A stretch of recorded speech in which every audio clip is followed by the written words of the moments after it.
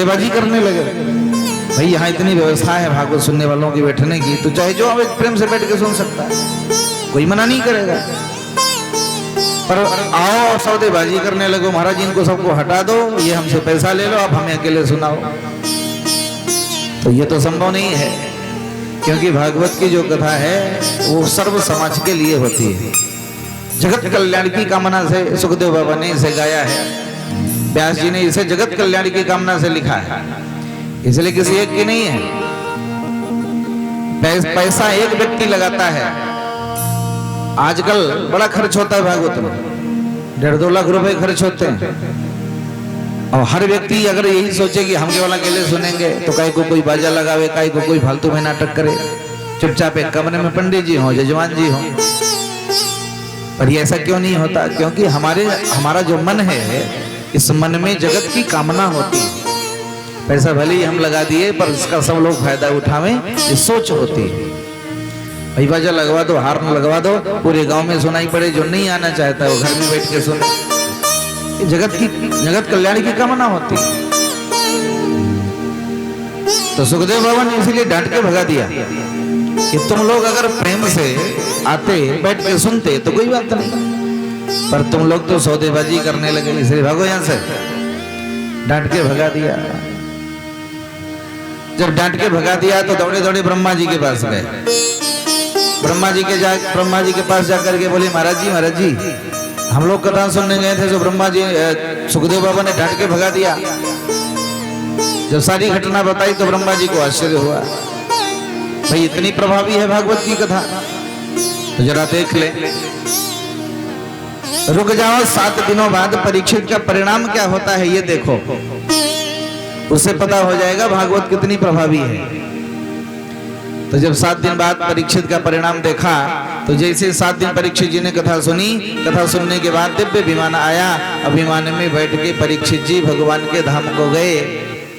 तो ये दृश्य जब ब्रह्मा जी ने देखा, राज्ञा मोक्षम तदा वीक्ष पुराधाता विस्मिता, राजा के मोक्ष को देख करके विधाता ब्रह्मा भी चक्कर खा गए। इतनी प्रभावी है भागवत की कथा। तो अपने बेटे नारद बाबा को भागवत का प्रचार करने के लिए भेजा, बेटा जाओ प्रचार करो,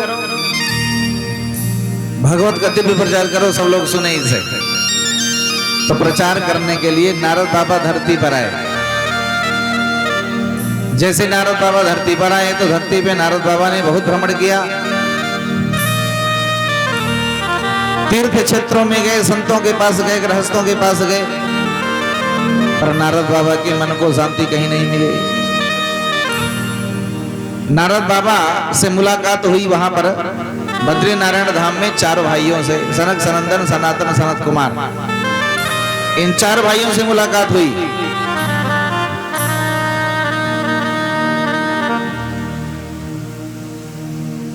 एकदा हि विशालायां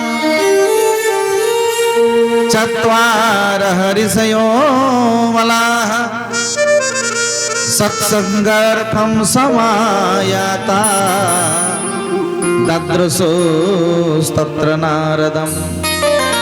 एक बार 4 भैया बद्री नारायण धाम में घूम रहे थे, सनक, सनंदन, सनातन, सनत कुमार, ये 4 भाई हमेशा बद्री नारायण धाम में रहते हैं। इनका एक ही काम है, कथा कहना और सुनना। कोई कहने वाला मिल गया तो बाबा बैठ के सुनने लगते हैं, और कोई सुनने वाला मिल गया तो बैठ के कहने लगते हैं।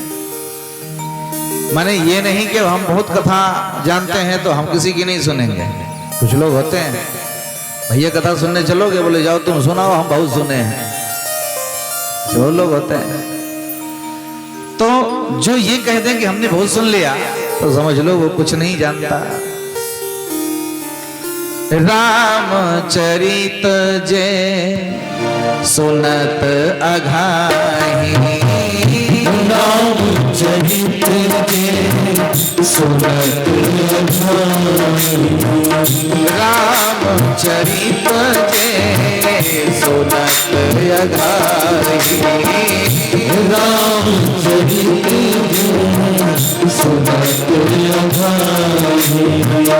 राम चरित जे सुनत अगाही, राम चरित जे सुनत अगाही, रस विशेष जाना नाही, रस विशेष जाना नाही, रस विशेष जाना नाही, रस विशेष जाना नाही। रामचरित जे सुनत अघाई। जब परमात्मा का चरित्र सुनने के बाद कहते हमने बहुत सुन लिया, हम बहुत जान चुके, समझ लो रस विशेष जाना तिन्ह नहीं, जो कुछ नहीं जानता। एक बार जरा विचार करें, हनुमान जी महाराज जहां जहां कीर्तन होती है, कथा होती है, वहां वहां पहुंचते हैं। जहां जहां कथा होती है ऐसा कोई स्थान नहीं जहां हनुमान जी न पहुंचे। राम जी जब इस संसार से जाने लगे तो सबको लेके चले। हनुमान जी दूर खड़े थे तो राम जी ने हनुमान जी से कहा, हनुमान तुम नहीं चल रहे हो क्या? आओ बैठो विमान में। बोले साहब हमें कहीं नहीं जाना। राम जी ने कहा क्यों नहीं जाना? बोले अपने राम यही ठीक है। बोले यहाँ क्या करोगे? बोले साहब कहाँ ले चलोगे? बोले अपने बैकुंठ धाम लेके चलेंगे। बोले साहब वहाँ क्या क्या फैसिलिटी है, क्या क्या सुविधा है, ये तो बताओ। जाने से पहले वहाँ की सुविधा व्यवस्था तो समझ लें फिर चलें। बोले हनुमान ऐसी कोई व्यवस्था नहीं जो वहाँ नहीं है, सारी व्यवस्था चकाचक। अच्छा वहाँ आपकी कथा मिलेगी सुनने को? राम जी चुप हो गए, भैया कथा तो वहीं नहीं मिलती क्योंकि वहाँ कथा नहीं होती। पर हनुमान हम तो तुम्हें मिलेंगे ना, वहाँ कथा की क्या जरूरत है? बोले साहब आपको ढूंढने के लिए हमें कहीं जाने की जरूरत थोड़ी है, आप तो हमेशा हमारे हृदय में रहते हो। आपको पाने के लिए हमें वैकुंठ जाने की जरूरत नहीं है। प्रणवो पवन कुमार खल बन पावक ज्ञान घन, जासु हृदय आगार, बसहि राम सरचापधर। जिनके हृदय भवन में राम जी हमेशा धनुष पर बाण लिए विराजमान रहते हो। हनुमान जी ने कहा सरकार हमें आपको देखने की जरूरत नहीं है, लेकिन आपकी कथा सुनने की हमें जरूरत है। तो इसलिए हमें तो धरती पर ही इसका आनंद है, हम तो कथा छोड़ के कहीं नहीं जाएंगे। आज भी राम जी की कथा सुनने के लिए हनुमान जी हर जगह पहुंचते हैं। आप जरा विचार करो कि जो राम जी एक एक सेकंड हनुमान को साथ में लिए रहे, राम जी के सारे काम हनुमान ने संवारे। राम जी जो काम स्वयं नहीं कर सकते थे उसको हनुमान जी ने किया। एक बार एक आदमी, एक सेठ जी कहीं घूमने गए और मेला जोरदार था तो देवी जी से बिछड़ गए, सेठानी बिछड़ गई। अब सेठ जी खूब रोए। होता है ऐसे भले लड़ाई हो रोज, पर अगर बिछुड़न हो जाता है तो दर्द होता है। तो सेठ जी खूब रोए। रोते रोते सेठ जी राम जी के मंदिर में गए और राम जी के मंदिर में पुजारी जी थे। पुजारी जी से सेठ जी ने कहा रोते रोते कि महाराज जी हमारी देवी जी गुम हो गई हैं, तो आप उन्हें राम जी से निवेदन करिए खोज दें। तो राम जी के वैसे पुजारी थोड़ी लालची होते हैं। पुजारी जी ने कहा महाराज जी बढ़िया थाली में 1.25 किलो लड्डू लाओ मोतीचूर के और बढ़िया 125 रुपया, तब राम जी कृपा करेंगे। सेठ जी गए, बढ़िया दुकान से लड्डू खरीदा और बढ़िया उसमें पैसा रखा और पैसा रख के लेके चले। तो सामने हनुमान जी का मंदिर था। हनुमान जी के मंदिर के पुजारी ने देखा तो बोले आज तो इसकी जम गई, आज तो चकाचक छानेगा और हमें नहीं मिलेगा। तो हनुमान जी के पुजारी ने सेठ जी को बुलाया, सेठ जी इधर आओ। तो सेठ जी वहीं से बोले क्यों? बोले कामना क्या है तुम्हारी? तो सेठ जी ने कहा हमारी देवी जी गुम हो गई हैं, इसलिए पुजारी जी ने कहा है इतना चढ़ाओगे तो राम जी खोज देंगे। हनुमान जी के पुजारी जी बड़ा जोर से हंसे। राम जी खोज देंगे? बोले हाँ। बोले जो अपनी नहीं खोज पाया वो तेरी खोज देंगे। अरे अपनी तो खोज नहीं पाए, हनुमान से खोजवाए, वो तुम्हारी खोज देंगे, इधर आओ जो खोजवाना हो तो। तब सेठ जी को लगा हाँ मामला तो ठीक लग रहा है। तो सेठ जी गए पुजारी हनुमान जी के मंदिर में, और जैसे हनुमान जी के मंदिर में गए तो सेठानी वहीं बैठी हाथ जोड़े, महाराज जी मिलवाए दो। जैसे देखा तो दोनों लिपट के लगे रोने। हनुमान जी को खूब प्रणाम किया, बारे महाराज बड़ी कृपा आपकी। तो राम जी के सारे काम हनुमान जी ने संवारा, और वही हनुमान हर क्षण राम जी के साथ रहते रहे, फिर भी वो कौन सी कथा सुनते होंगे? उन्हें कौन कथा सुना सकता है? ऐसी कौन सी कथा होगी जो हनुमान जी जानते नहीं होंगे, सुने नहीं होंगे? लेकिन जहां जहां कथा होती है वो आज भी उसी भाव से सुनते हैं। और ऐसे ही नहीं, यत्र यत्र रघुनाथ कीर्तनम तत्र तत्र कृतमस्तकांजलिं बाष्पवारी परिपूर्ण लोचनम मारुतिम नमत राक्षसांतकम। ऐसे ही कथा नहीं सुनते। बोले तो बोले जब तक कथा में रहते हैं आंखों से आंसू बंद नहीं होते, रोते रहते हैं। इतना भाव उमड़ता है, इतना भक्ति का भाव हनुमान जी के हृदय में है कि राम जी को याद करते ही आंखों में आंसू आ जाता है। और अगर हमने राम जी की कथा सुनने के बाद, हम राम जी की कथा सुने और कथा सुनने के बाद हमारे रोंगटे खड़े न हो, हमारा हृदय प्रफुल्लित न हो, हमारी वाणी रुके ना, हमारी आंखों में आंसू ना आए, तो समझ लो हमारी भक्ति बड़ी कमजोर है। जब तक 3 लक्षण शरीर में दिखाई न पड़े तब तक समझना अभी भक्ति कमजोर है। भगवान का कीर्तन करते समय, भगवान की भक्ति करते समय यदि 3 लक्षण शरीर में दिखाई पड़े तब समझना भक्ति मजबूत है। कौन कौन से? मम गुण गावत पुलक शरीरा, मम गुण गावत पुलक शरीरा, गुण गावत पुलक शरीरा, मन गुण गावत पुलक शरीरा, मन गुण गावत पुलक शरीरा, गद गद गिरा नयन बहनीरा, गद गद गिरा नयन बहनीरा, गद गिरा नयन बहनीरा, गद गद गिरा नयन बहनीरा। मम गुण गावत पुलक शरीरा। पहला लक्षण, शरीर पुलकित हो जाए, रोंगटे खड़े हो जाए। और दूसरा, गदगद गिरा, बाणी गदगद हो जाए, आवाज न निकले। और तीसरा, नयन बह नीरा, आंखों से आंसू बहने लग जाए, तब समझना अब भक्ति मजबूत है। बोलो राधे राधे, बोलो राधे राधे, बोल भक्तवत्सल भगवान की जय हो। तो राधे राधे बोलना बहुत जरूरी है, इससे ऊर्जा बनी रहती है और पता लगता है कि यही हैं, बैठे हैं यहाँ, मन कहीं और घूम रहा है। बोल गोविंद भगवान की जय हो। इस तरह से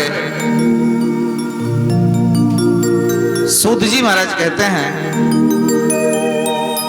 कि सनक सनंदन सनत कुमार चारों भाइयों को नारद बाबा सामने से आते हुए दिखाई पड़े। जैसे नारद बाबा सामने से आते हुए दिखाई पड़े तो चारों भाइयों ने नारद बाबा से पूछा, कथम ब्रह्म नदीन मुख कुतश्चिंता तुरो भवान त्वरितं गम्यते कुत्र कुतश्चागमनं तव। 4 प्रश्न पूछा चारों भाइयों ने, एक एक प्रश्न नारद बाबा से। बाबा काय को मुंह लटकाए घूम रहे हो, कौन बात की चिंता है, कहां से आ रहे हो और कहां को जा रहे हो? 4 प्रश्न। मुंह क्यों लटकाए हो, किस बात की चिंता है, कहां से आ रहे हो, कहां जा रहे हो? नारद बाबा ने कहा महाराज शांति की खोज में स्वर्ग से धरती पर आया कि चलो धरती में शांति मिलेगी। अच्छी अच्छी कथाएं होती हैं, अच्छे अच्छे लोग होते हैं, तो चलो धरती में आनंद लेंगे। तो महाराज शांति की खोज में धरती पर आया, बड़े बड़े तीर्थ क्षेत्रों में गया, पर तीर्थ क्षेत्रों में जाने के बाद भी मन में शांति नहीं आई, क्योंकि क्षेत्रों की बड़ी हालत खराब है, तीर्थों की बड़ी हालत खराब है।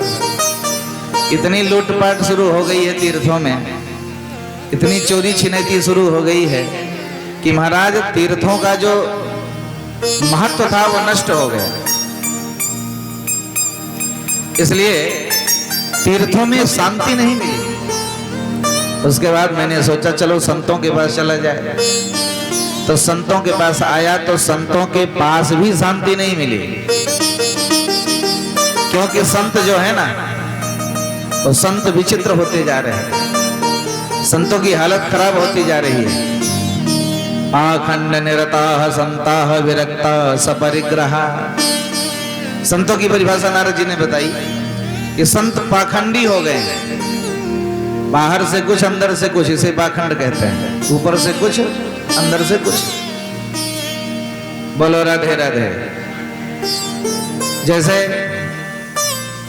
बोले भैया ये बड़ा सुंदर बंगला बना है, किसका है? बड़ी सुंदर हवेली है, किसकी है?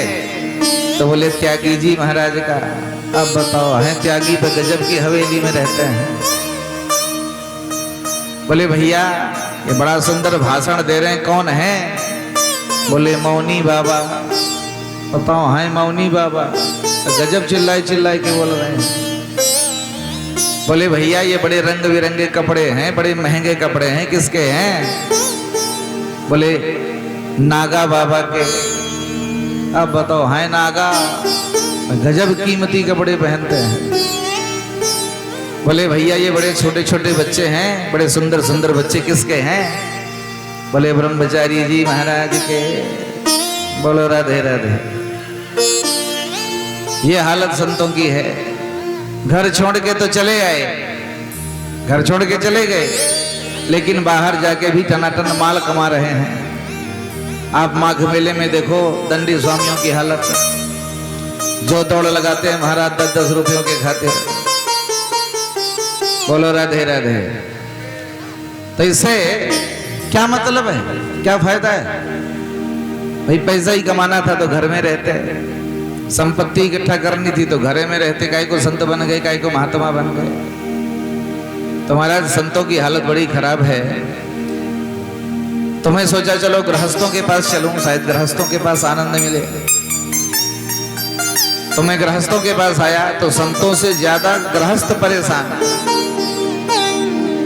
तरुणी प्रभुतागे हैं, श्याल को बुद्धिदायक, कन्या विक्रयणो लोभा, दंपतीनां च कलकनम।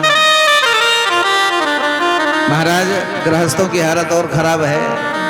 घर में श्रीमती जी की चलती है, ज्यादातर घरों में कुछ 1000% छोड़ दिया जाए तो श्रीमती जी की चलती है। और सलाहकार कौन है? साले साहब। श्याल को बुद्धिदायक है, बुद्धि देने वाले साले साहब है। आजकल सा का रिश्ता बहुत जोरदार चल रहा है, जो स से शुरू होता है, बाकी गणित लगा लेना बाद में। तो श्याल को बुद्धिदायक है। सलाहकार कौन है? ना भैया की सलाह चलेगी ना पिताजी की चलेगी, साले साहब जो कहेंगे वही चलेगी। और कन्या विक्रयणो लोभात, लोभ के कारण बेटियां बेची जाती हैं, बेटे बेचे जाते हैं। पहले रिश्ता होता था, आजकल सौदा होता है, सौदेबाजी होती है। पहले रिश्ता पक्का करके आओ तो लोग पूछते थे भैया हो गया रिश्ता? बोले हाँ हो गया। तो कहते थे आदमी कैसा है? बोले आदमी बहुत जोरदार है, भले गरीब है पर आदमी बड़ा नंबर 1 का है। और आज रिश्ता पक्का करके आओ तो वो लोग पूछते भैया हो गया रिश्ता? बोले हाँ। बोले कितने में पटा? पहला प्रश्न होता कितने में फिट हुआ? ये हालत है रिश्तों की।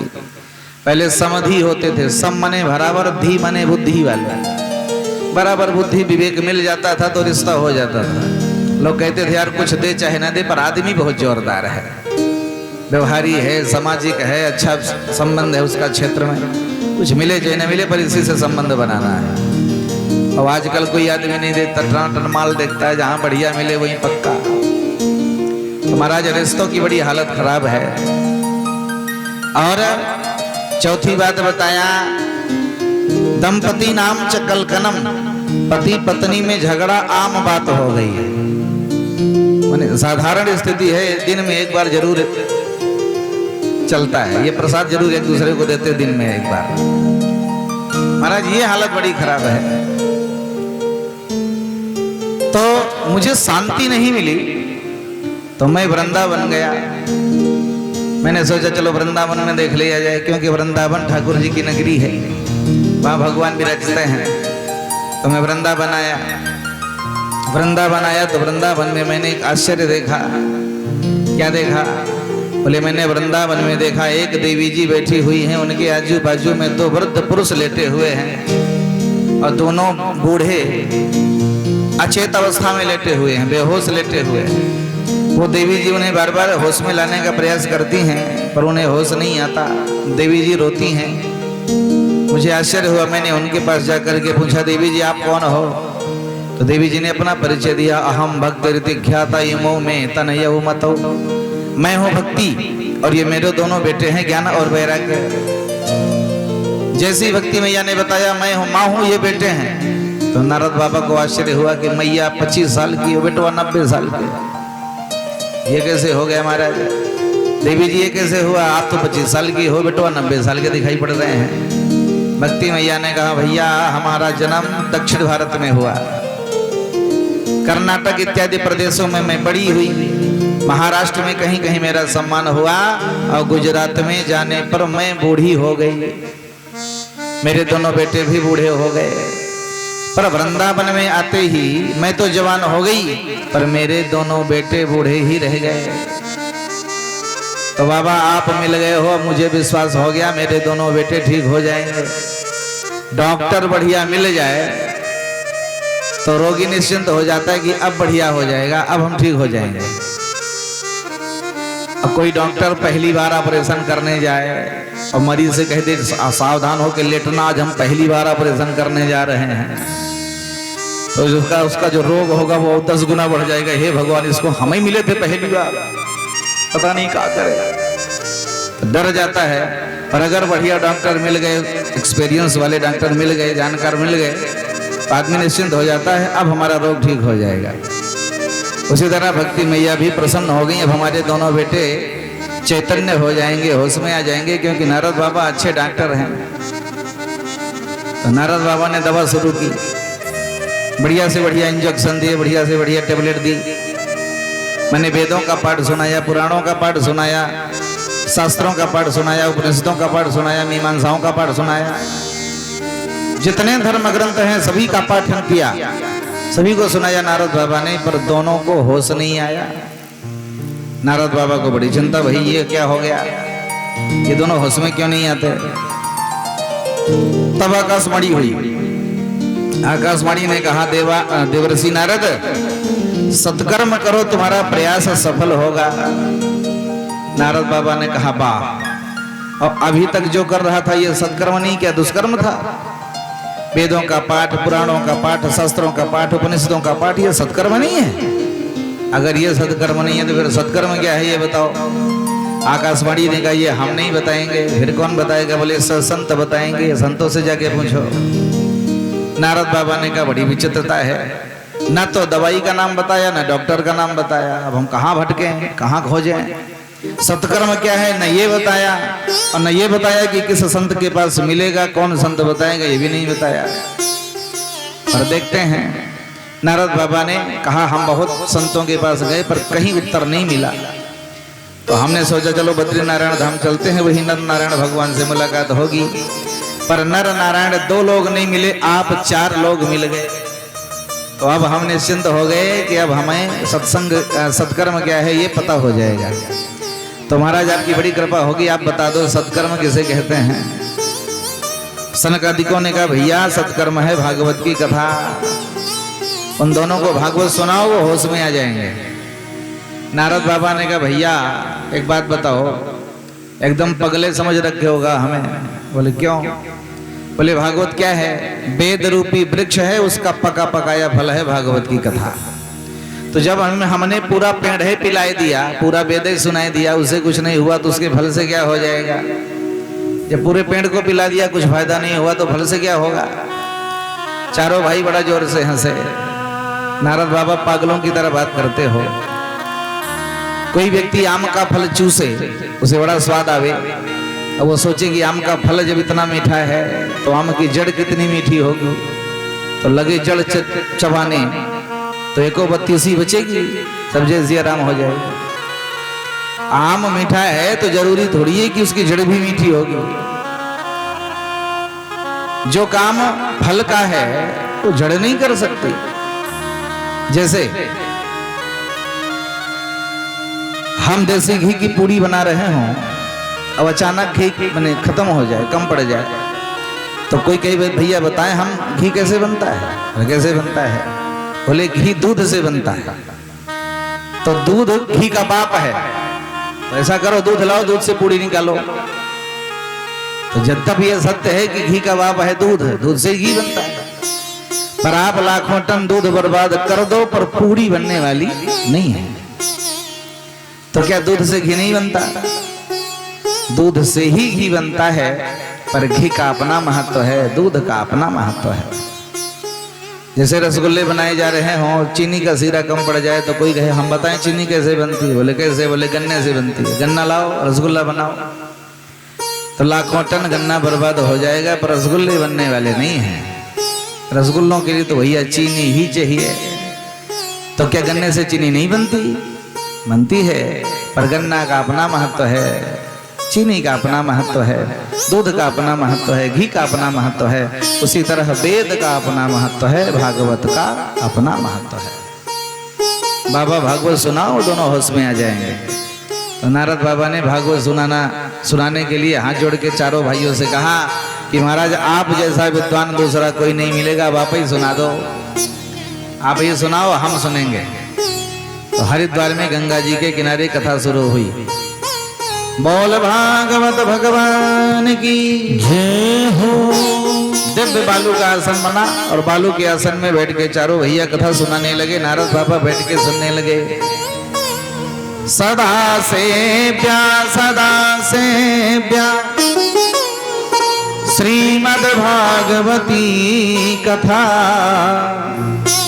यस्याः श्रवण मात्रेण हरिः चित्तं समाश्रयेत। हमेशा भागवत सुनने का एक फल होता है। बोले क्या? बोले हरिः चित्तम समाश्रयेत, वह चित्त चोर इस चित्त में चिपक जाता है।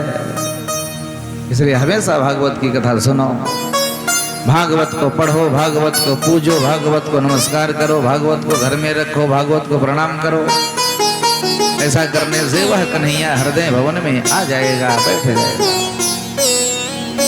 भागवत की महिमा का मुक्त कंठ गान कर रहे थे, तब तक सबने देखा कि भक्ति मैया दोनों बेटों के बीच बेटों के साथ प्रकट हो गई। भक्ति सुतौ तो तरुणो गृहीत्वा प्रेमैक रूपा सहसा विरासी। श्री कृष्ण गोविंद हरे मुरारी, नाथेति नामानि मुहुर्वदन्ति, नाथेति नामानि मुहुर्वदन्ति। भक्ति मैया अपने दोनों बेटों के साथ ताता थैया करती हुई नाचने लगी। नारद बाबा से पूछा भक्ति मैया ने कि बाबा कहाँ बैठूं? बाबा ने कहा मैया तुम चाहे जहां बैठ जाओ, क्योंकि जिसके हृदय में भक्ति मैया बैठ जाती हैं उसके हृदय में भगवान को बैठना ही पड़ता है।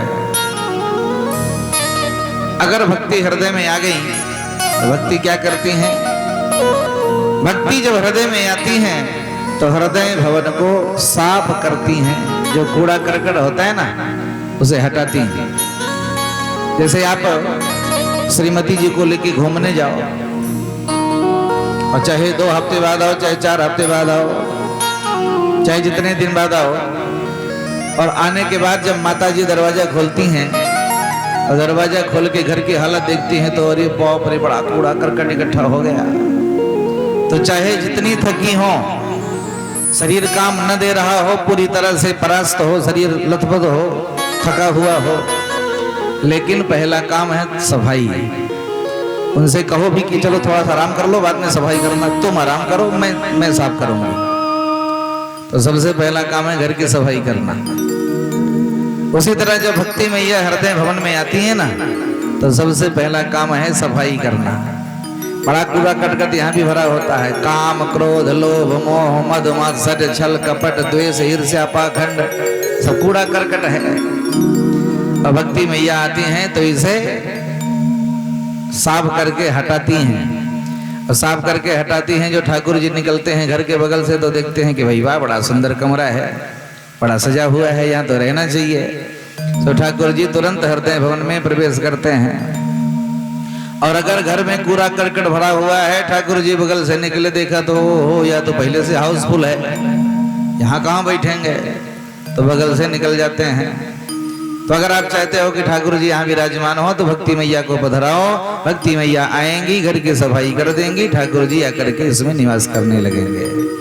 बोल भक्त वत्सल भगवान की सकल भुवन मध्य निर्धनास्ते धन्या